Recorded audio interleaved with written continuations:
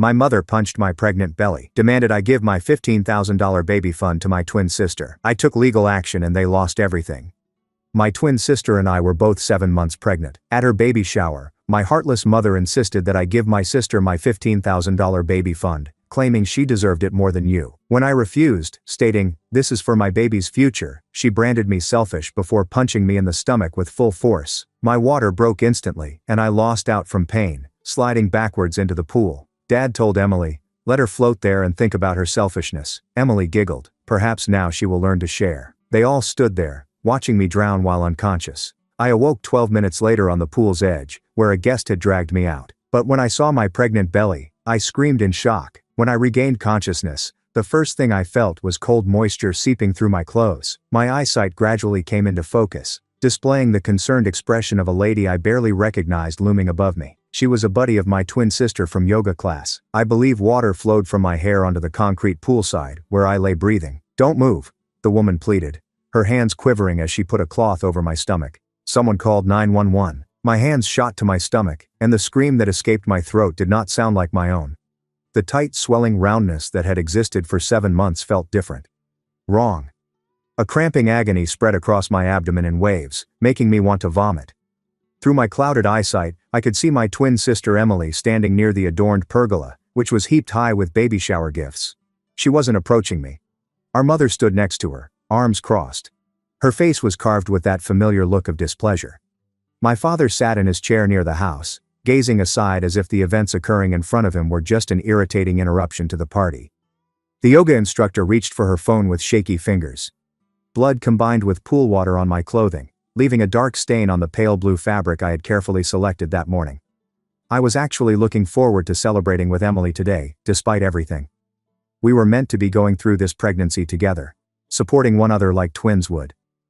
"My baby," I cried, tears spilling down my cheeks. "Please, my baby."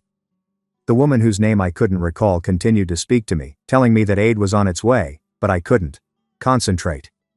All I could think about was the exchange that had happened about 18 minutes prior, immediately before my entire. The world shattered. I had been standing near the gift table, watching Emily open another costly stroller from one of her husband's friends. She already owned 3 strollers.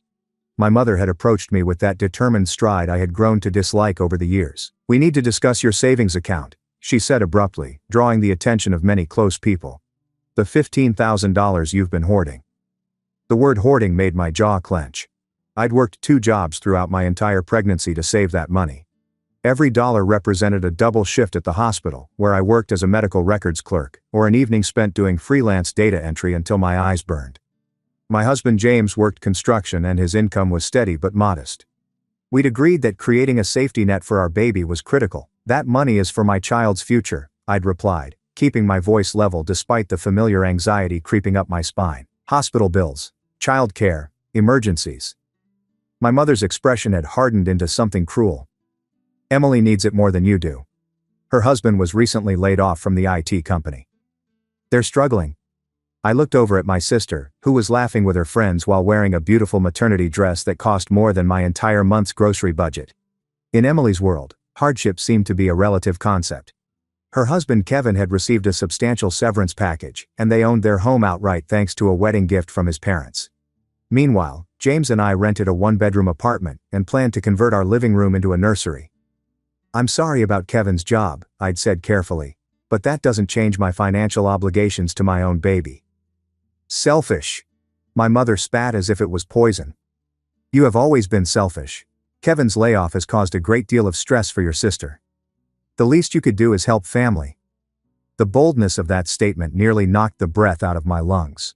Growing up, Emily had gotten everything first, better, and more. Our parents had always made it apparent who their favorite daughter was, and it wasn't me. She got a bigger bedroom, a car for her 16th birthday while I took the bus, and full college tuition while I fought my way through community college. "This is for my baby's future," I said firmly, reflexively moving my hands to shield my tummy. "I'm not discussing this any further." My mother's cheeks flushed red with rage. "How dare you speak to me that way during your sister's celebration?" She growled, getting closer. "After everything we've done for you, this is the gratitude we get.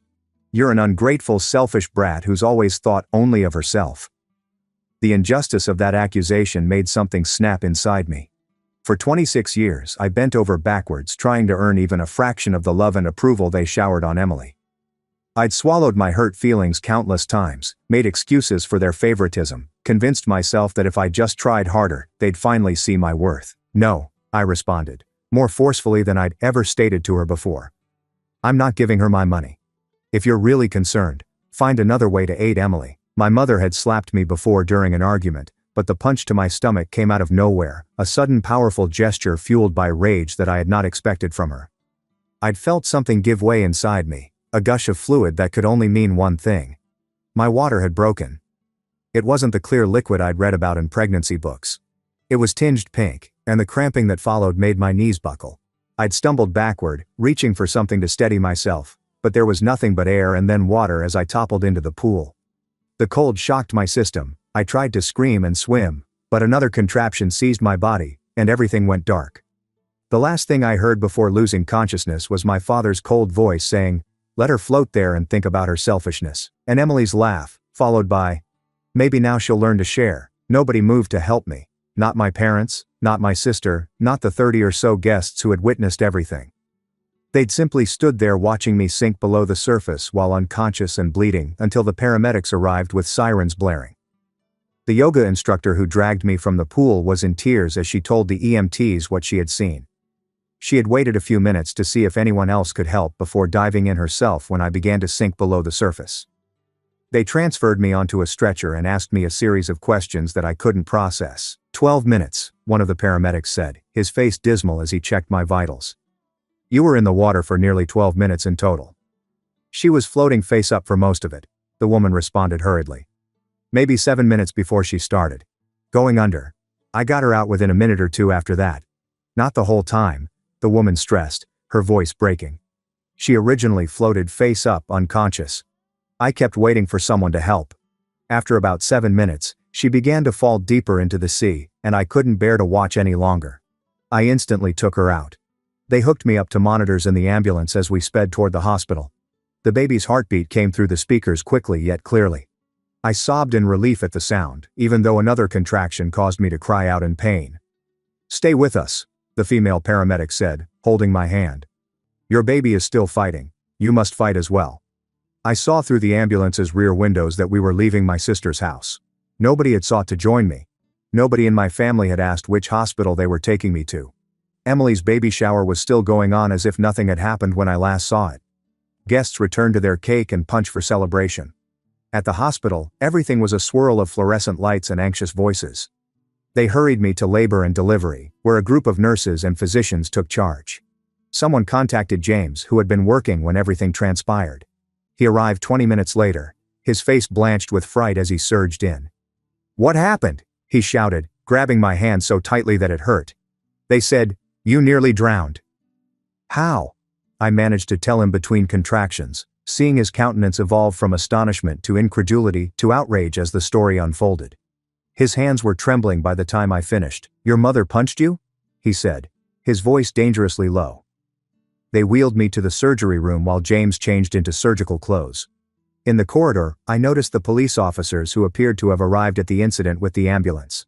One of them, a female officer with kind eyes, walked beside my gurney. "Ma'am, we need to ask you some questions about what happened today," she stated softly. "But that can wait until after your surgery. Focus on your baby right now." The surgery happened quickly. They provided spinal anesthetic, draped a blue curtain across my chest, and within minutes, I felt tugging and pressure as they labored to deliver my daughter. James stood by my head, tears running down his cheeks as he whispered encouragement. Then I heard it. The most beautiful sound in the world. My daughter's feeble but continuous wail filled the operation room with signs of life. I burst into tears with relief. "She's small," the doctor said, "but she's breathing on her own. 4 pounds 7 ounces. They brought her to me momentarily, a tiny red-faced creature who opened her eyes and appeared to peer right into my soul before whispering her away to the NICU. James followed them, looking back at me with a vow to discuss what happened next. The procedure continued as they fixed the injury and removed my placenta. I overheard the medical staff discussing the severity of the abruption, saying how fortunate we were that the baby survived at all. Apparently, if the yoga instructor had waited another 5 minutes to pull me out of the pool, my daughter might not have survived. In recovery, fatigued and suffering but grateful, I finally had time to comprehend everything. The police officer from before returned with her partner, a middle-aged male with graying hair and a notepad. Mrs. Patterson, the female cop, began. "I'm Officer Clara Thompson, and this is Officer Mark Roberts. We need to document what happened at that baby shower. Rachel Adams, the woman who retrieved you from the pool, has issued a statement. Several other witnesses agreed, but we need to hear from you." I told them everything. It began with my mother demanding that I hand over my savings and continued until I awoke on the poolside. As the story progressed, both officers' expressions became more dismal. "So your mother struck you in the stomach with enough force to cause you to fall into the pool?" Officer Roberts verified, writing quickly. "And then your family members prevented anyone from helping you while you were unconscious in the water?" My father told them to let me float there. "To think about my selfishness," I added, my words sour. My sister laughed. I mentioned that maybe I had learnt to share. Officer Thompson exchanged a look with her companion that I didn't quite get. "Mrs. Patterson, what you're describing is assault with a deadly weapon given your pregnancy status. The fact that your father and sister prevented rescue efforts could potentially constitute attempted murder or at minimum reckless endangerment. This is extremely serious." The weight of those words dawned on me. My own mother had potentially tried to kill me and my unborn kid for $15,000. The discovery made me feel ill. "We're going to need you to come to the station to give a formal statement once you're medically cleared," the officer said. "We're also going to need access to any medical records documenting your injuries. With your permission, we'll obtain security footage from the house if any exists." Emily had cameras put for security, I recall. The officers nodded in satisfaction as they surveyed the backyard. They left me with their contact information and promised to call me soon. After they left, I lay on the hospital bed, staring at the ceiling, trying to reconcile my childhood family with the individuals who had stood by while I almost died. James returned from the NICU with images of our baby on his phone. She was hooked up to multiple monitors and IVs, and she was so small in her incubator that she resembled a doll. However, the nurses informed him that she was still alive and stable. He revealed, embarrassed, that they had named her Lily without me present. But it was the name we had settled on months before, so I didn't mind. "The police are building a case," I told him gently. "Against my mother mainly, but possibly my father and Emily too." "Good," James declared vehemently.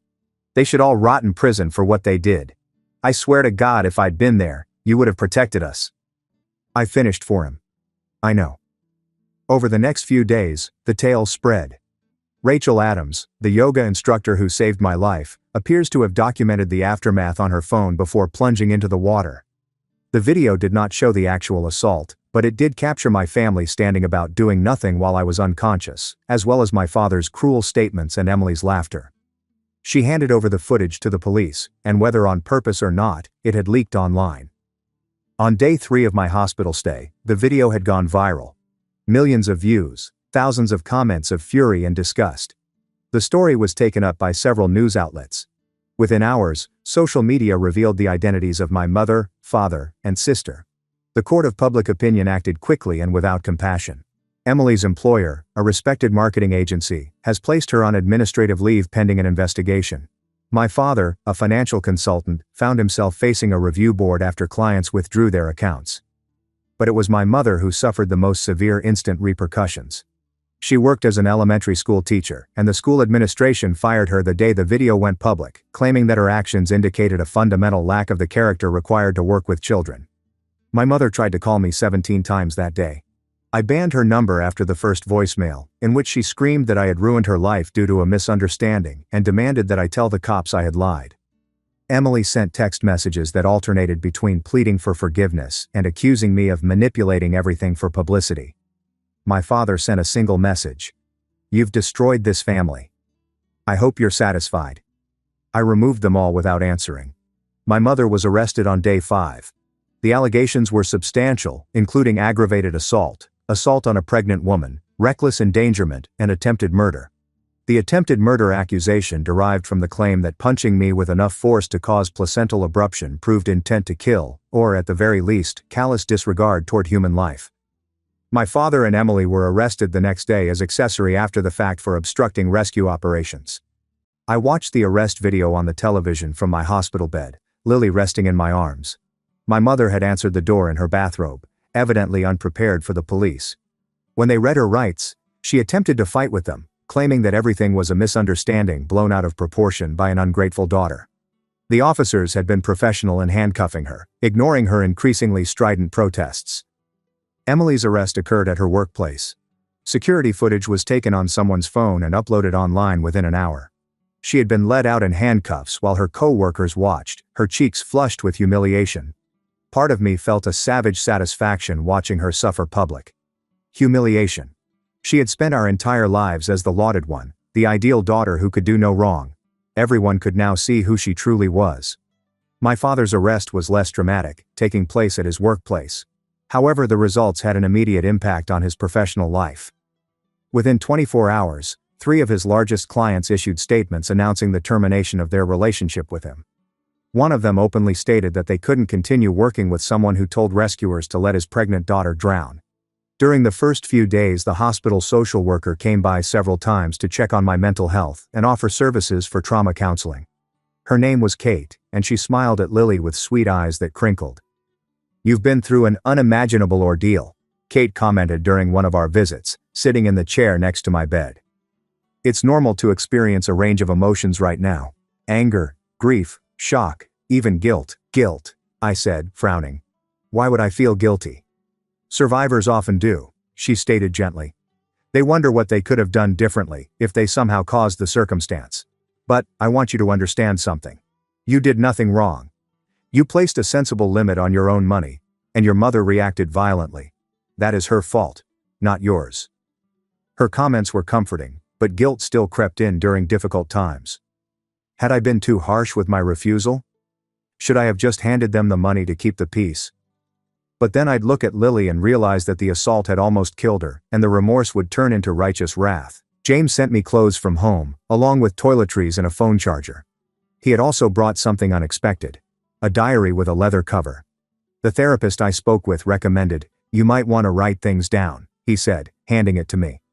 "Process everything that's happening. You don't have to, but it's there if you want it." I did. That first night alone with my thoughts after James went to bed, I opened my journal and started writing. The words rushed out in a torrent. Everything from my first childhood recollections of being unfairly compared to Emily to the day I awoke on the poolside. Writing it down makes it more tangible than simply thinking about it. It also revealed trends I hadn't completely recognized before. My mother had always used money as a tool of control. When I was 16 and wanted to go on a school trip to Washington, D.C., she refused to pay until I agreed to tutor Emily in math for free for the full semester. When I graduated from community college, she gave Emily a diamond bracelet that same week, claiming it was just because. Every financial transaction had stipulations that assured I remained submissive. The $15,000 symbolized something beyond her control. I had earned every dime without her knowledge or approval. It was all mine. And her demand that I hand it over was more about exerting authority than it was about assisting Emily. James engaged an attorney, Lauren Foster, who specialized in personal injuries and family law.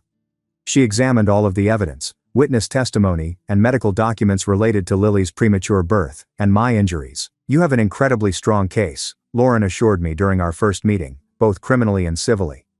"I recommend we file a lawsuit seeking damages for medical expenses, pain and suffering, emotional distress, and punitive damages." "I don't care about the money," I replied. "Honestly, I just want them held accountable." "The money ensures accountability," Lauren responded. "It ruins them financially the way they try to ruin you physically. Besides, you'll have ongoing medical expenses for Lily. Premature babies often face health challenges. That $15,000 you saved might not cover everything." She had a point. Lily's NICU hospitalization alone cost thousands of dollars every day. Our insurance covered the most of it, but the co-pays added up quickly. We filed a lawsuit seeking $2 million in damages. The lawsuit made news. Strangers set up crowdfunding accounts to aid with Lily's medical expenses without my knowing, and public attitude remained largely positive. Within a week, folks I'd never met gave more than $50,000. Strangers' compassion contrasted sharply with the harshness of my own blood relatives. Lily returned home from the NICU after 3 weeks. She was still little, weighing barely 5 pounds, but healthy enough to recover at home. Holding her in our small apartment and seeing her sleep quietly in the bassinet James had built, I felt a deep protective love that bordered on violence. This youngster would always know that she was wanted, loved and treasured. she would never compete for. Scraps of affection or question why she wasn't good enough. The first week home was exhausting in ways I had not expected. Lily needed to eat every 2 hours, and her pediatrician had given her stringent guidelines for tracking her weight increase. James and I alternated shifts throughout the night, one resting while the other fed and changed her. Throughout the day, we had numerous calls from Lauren concerning the case, journalists asking interviews, and well-meaning friends who wanted to help but didn't know how. I denied any interview requests. Lauren had warned me that speaking publicly could complicate the legal proceedings, but I had no desire to relive my pain for entertainment purposes. Rachel's video was already online, providing plenty fuel for the internet's indignation machine. What I did not expect was a response against the other party attendees. Many of them had been recognized on social media through images posted prior to the events, and they were now facing their own penalties. Several employees were fired after their employers found their behavior incongruous with the company's ideals. Others received death threats from strangers who couldn't believe 30 people could watch someone drown without interfering. One guest, a woman called Jennifer who worked with Emily, arrived at my flat 3 weeks after the incident. James answered the door as I was feeding Lily in the bedroom. "I need to explain," Jennifer said, begging. "I need her to understand that I wanted to help. But her father, he told everyone to stay back, that she was just being dramatic. You watched a pregnant woman drown." James cut her abruptly, his voice icy. "You made a decision. Now you have to live with it." He closed the door in her face. When he returned to the bedroom, he found me quietly crying, trying not to disturb Lily, who was nursing. "I'm sorry," he replied, sitting next to me on the bed. "Should I have let her explain?" "No," I said through tears. "There's no explanation that makes it okay.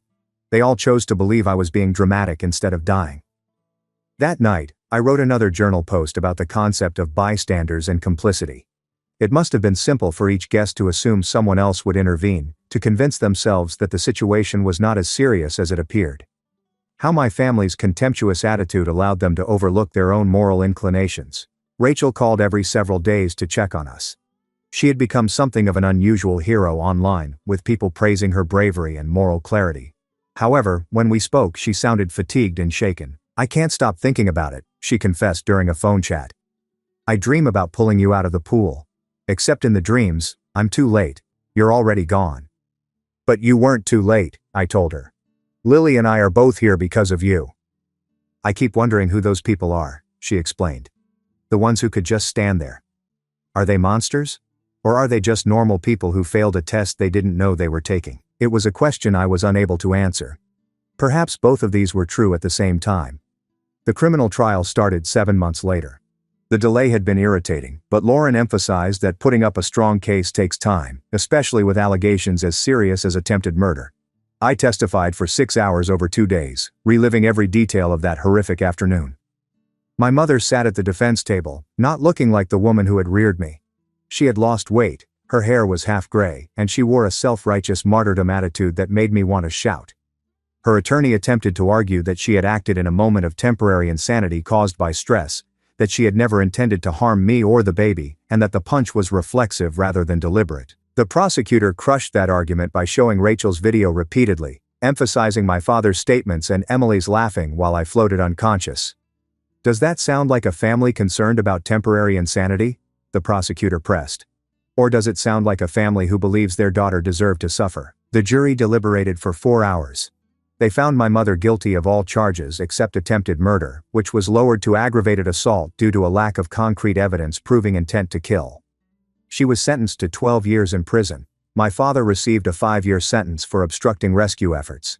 Emily received 3 years probation and community service after her counsel successfully proved that she had been in shock rather than purposefully harsh. The civil trial had an even greater financial impact on them. The jury awarded me $1.5 million in damages after hearing expert testimony concerning my long-term psychological anguish and Lily's potential long-term health difficulties. My parents were required to begin paying the judgment immediately.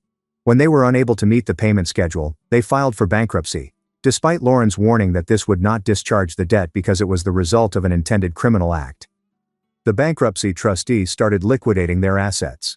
The house, which they had owned for 26 years, was sold at auction for less than market value. The retirement accounts were then used to pay for legal defense, despite the fact that many had already been depleted. My mother's jewelry collection, which included family antiques, went to estate sales. My father's yacht, golf club membership and everything of value were changed to cash in order to satisfy creditors and begin shipping what they owed me. Emily's husband, Kevin, filed for divorce during the bankruptcy procedures, presumably having reached his limit with the scandal involving his wife. Kevin engaged a vicious divorce attorney who painted Emily as having dangerously poor judgment. He had successfully claimed that her felony history for obstructing rescue efforts proved that she could not be trusted to make sound judgments about their son's well-being. The judge agreed and granted Kevin primary custody, with Emily receiving only supervised visitation until she completed court-mandated rehabilitation and parenting programs. The house sold rapidly. Emily and I grew up in that 4-bedroom colonial, which my parents had owned for 26 years. I drove past it one afternoon after it sold, interested to see who had purchased the property that had caused so much of my childhood misery. A young couple was moving in, the woman visibly pregnant and the male carrying boxes while giggling at something she had said. I hope they're happy there. They hope their child grows up in a loving family, free of bias and conditional affection. The home itself was not wicked. It had just sheltered those who were. Lauren kept me updated on my parents' financial breakup. The bankruptcy provided them with temporary reprieve from other creditors, but the judgment against them remained enforceable. They were forced to make monthly payments based on whatever income they could create, which was insufficient given their criminal records and ruined reputations. Following his conviction, my father's financial advisory practice crumbled completely, with his business partner buying him out for a fraction of his shares' value. My mother's teacher pension was garnished. They're filing for bankruptcy, Lauren told me at one of our sessions. It won't discharge the judgment since it stems from intentional tort, but it will reorganize how they pay other debts while still owing you. I don't care if they end up living in a cardboard box, I stated bluntly. They tried to kill my daughter before she was even born. Lauren nodded, not judging my outrage. The bankruptcy trustee will be selling off remaining assets they haven't already liquidated. Your mother apparently still has some jewelry, estate pieces from her own mother. I remembered those parts. My grandma wore an old sapphire ring, and the pearl necklace had been passed down through 3 generations. My mother had always stated they would eventually belong to Emily, another legacy from which I would be barred. Now they'd be sold to strangers to help pay for her crime. Kevin's divorce from Emily was finalized around the same time as the bankruptcy petition. He'd been granted primary custody of Cameron, their son, with Emily enjoying supervised visits. The supervised arrangement was prompted by concerns presented at the custody hearing concerning her judgment and decision-making abilities.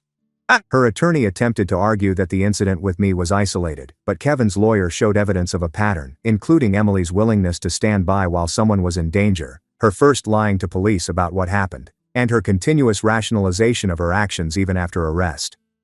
The judge ruled that Emily constituted a risk to Cameron's health unless she finished lengthy therapy and exhibited true rehabilitation. I acquired these things not from my relatives, but via public records and infrequent updates from those who remained connected to that world. My old neighbor from my parents' block messaged me that she had observed Emily moving into a small apartment across town by herself, hauling boxes to a second-floor unit. The neighbor wrote that she appeared to have aged 10 years. I almost did not recognize her. I did not respond. Whatever sympathy I could have had was overshadowed by the memories of her laughter as I sank. Emily's baby was born healthy and full term. Cameron is the name she gave the boy. I knew this because it was public record, not because someone informed me. We had no more contact. The twin link that people were continuously talking about felt like folklore. Looking at her, all I felt was the shadow of what may have been if we had been born into a different household. Once everything was legally completed, James and I moved to another state. We used some of the settlement funds to purchase a little house with a yard where Lily could play. The remaining funds were placed in a trust for her education and future. The $15,000 I had originally saved remained undisturbed in a separate account, serving as a reminder of the cost of protection. The shift itself felt liberated. We chose a city where neither of us had any connections, and no one knew our tale or recognized us from the viral video. James got work with a construction company that valued his experience, and I took a few months off to care for Lily before looking for work. Our new home was a modest 3-bedroom ranch with a fenced backyard and large trees for shade in the summer. It was not fancy, but it was ours. Purchased without anyone's assistance or strings attached. That first spring, I started a garden. Something I'd always wanted to do but never had the space for in our apartment. Lily took her first steps in the backyard, teetering between James and me as we encouraged her. She was 14 months old and little delayed owing to her early birth, but her pediatrician assured us she was developing normally. Watching her develop confidence with each step, I reflected on how different her childhood would be from mine. She wouldn't have to question if her parents loved her as much as a sibling. She'd never have to earn attention via obedience or compare her worth to someone else's accomplishments. We intended to have more children later, and I was adamant that any future children would know they were equally appreciated and cherished. The therapy I began following the study continued even when we relocated. I discovered a new therapist in our city, Dr. Angela Morrison, who specializes in family trauma. Our meetings helped me understand not only the attack but also the years of emotional abuse that had preceded it. Your mother's violence wasn't an isolated incident, Dr. Morrison explained during one session. It was an escalation of a pattern that had always been there. The favoritism, the conditional love, the using money for control, those were all forms of abuse. They just weren't as visibly dramatic. Understanding this helped me stop wondering whether I had somehow deserved what occurred. My family had tried to convince me that I had been greedy and ungrateful and that my refusal to share had resulted in an awful overreaction. But Dr. Morrison helped me recognize the framing for what it was. An abuser's rationale. Normal parents do not hit their pregnant daughters, she explained calmly. That is unacceptable regardless of the level of provocation. The fact that your father and sister then prevented rescue shows this wasn't about one person having a bad moment. It was systemic dysfunction. Lily thrived despite her difficult beginnings. By her first birthday, she had caught up developmentally with other children her age. She was curious and happy, with James's easy smile and, as my husband joked, my hard determination. As I watched her develop, I wondered what my mother was thinking when she was in prison. Whether she ever regretted that violent incident or still thought I was selfish for refusing to sponsor Emily's life. I hoped she would regret it. She hoped that each day in that cage would remind her of what she had lost. She would never meet her granddaughter, witness Lily's first steps, or hear her first words. She exchanged all of that for $15,000 and the satisfaction of putting her unpopular daughter in her place. When Lily took her first unsteady steps at 14 months, James and I talked to her pediatrician about the timing. The doctor stated that when calculating developmental milestones for premature babies, we should use her adjusted age rather than her actual age. Lily was born 2 months early, therefore her adjusted age at 14 months was actually 12 months, which allowed her to take her first steps on time. Understanding this alleviated my concerns about whether the trauma of her delivery had produced long-term difficulties. Rachel, the yoga instructor, developed an unexpected friendship. She paid us periodic visits, always bringing kind gifts and checking in to see how we were doing. Over coffee one afternoon, she revealed something that had been bothering her. I almost didn't jump in, she admitted, glancing at her mug. For those 12 minutes, I kept thinking someone else would do it. That surely your family would help you. I couldn't believe what I was seeing. Why did you finally help? I requested an explanation. Because I looked at Emily opening another gift and laughing with her friends like nothing was happening. Rachel said me slowly. And I realized nobody else was going to do anything. That they were all going to let you die. I couldn't live with myself if I let that happen. You saved 2 lives that day, I told her sincerely. Lily wouldn't be here without you. She began crying, and I understood. The trauma of witnessing such deliberate cruelty, of being the only one prepared to act while 30 others stood by, had left its mark on her as well. That afternoon we grieved together as we processed the inexplicable. When Lily was 6 months old, James's parents flew from across the country to meet her. They were the complete opposite of my parents. Warm, truly interested and constantly supportive. They established a college fund for her without being asked. They paid regular visits and made weekly video calls. Watching them interact with their granddaughter made me cry all over again for what should have been. On Lily's 2nd birthday, I received a letter from my mother in prison. It had been forwarded through my attorney Lauren, who had contacted to see if I wanted to receive it before forwarding it. I answered yes out of morbid curiosity. The letter was 4 pages long and written in my mother's familiar handwriting. She apologized excessively, claiming she thought about what she had done every day, and pleaded for the opportunity to see her granddaughter someday, but buried in the 3rd paragraph was a line that spoke it all. I still don't understand why you couldn't have just helped your sister like family should. I burned the letter in the fireplace and never responded. Some persons were unable to experience genuine transformation or remorse. They could only see the world through the lens of their own twisted logic, and they were always the victims of the situations they created. When Lily was 3, Emily contacted me through a mutual acquaintance and asked if we could meet and chat. I declined. Whatever she wanted to say, whatever closure she desired, it was not my obligation to offer. She chuckled as she watched me drown. That was all I needed to know about her genuine identity. Life moved forward because it needed to. James was promoted to foreman at his construction company. I returned to school and acquired a degree in healthcare administration. Lily started preschool and made friends quickly. Her upbeat personality attracted other children like moths to light. She had no idea of the violence that had occurred before her birth. And if I had my way, she would never do it. Sometimes, in quiet moments, I thought about that baby shower, about the person I was before my mother's fist hit my stomach, before I realized the actual depths of family cruelty. That version of me still hoped that one day my parents would love me as much as they adored Emily. She had been naive and thirsty for approval. The woman I became recognized that certain people were incapable of giving you the love you deserved, and that this was due to their limits rather than your merit. I established a family with James and Lily based on mutual respect and true affection. We did not keep score or play favorites.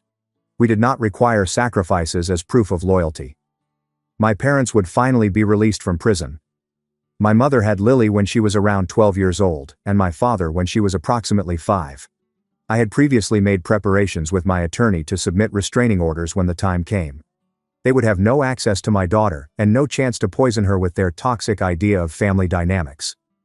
The settlement money paid for Lily's schooling and allowed us to live comfortably, but it also served as a visible reminder that our actions had repercussions. My mother desired $15,000 to give to her golden child.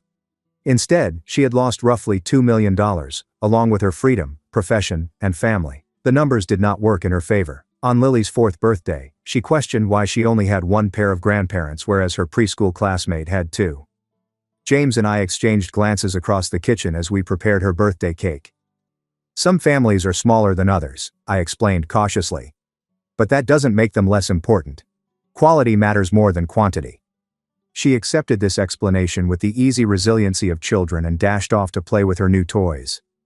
James drew me into a hug, realizing the significance of that simple query. "You're an amazing mother," he said softly into my hair. "She's lucky to have you." "We're lucky to have each other," I clarified, referring to all 3 of us. Outside the sun shone. Our daughter's laughter rang throughout the house we had constructed together. The past was always a part of my story, but it did not define my present or future. I had survived being pummeled, drowned, and abandoned by those who were supposed to protect me. I emerged stronger and more confident about what was truly important. Family was not defined by blood or obligation. It was about showing up, making everyday choices for each other, and safeguarding those you cared about, even when it was difficult. I'd learnt that lesson in the worst conceivable way, drifting unconscious in a pool while my parents and sister stood by without trying to help. But I'd learnt it in the finest manner possible. Via Rachel's bravery, James's dedication, and Lily's presence. The baby fund I refused to hand over was intended for my daughter's future. In safeguarding it, I protected her in ways I had not imagined. That money had helped her establish the life she deserved, supported the lawsuit that held her abusers accountable, and proven that setting hard boundaries was not selfish. It was about survival. Sometimes survival entailed saying no. It sometimes appeared as if you were filing charges against your own mother. Sometimes it looked like burning letters, barring numbers, and erecting walls so high that toxic individuals couldn't scale them. And occasionally, in the quiet moments of rocking your kid to sleep, survival appeared to be peaceful. Hard won. Fiercely safeguarded.